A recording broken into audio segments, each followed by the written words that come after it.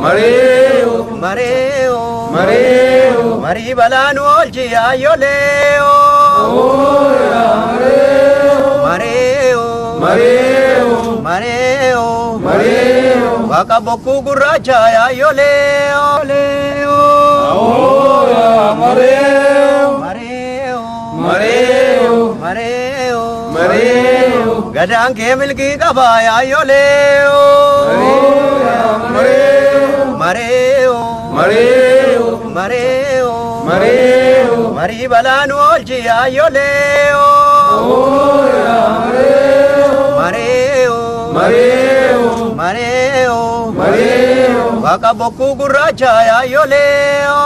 oya mareo, Mareo, mareo, Mareo, mareo, Waka chicho gurati ayoleo. oya mareo, Mareo, mareo, Mareo, mareo.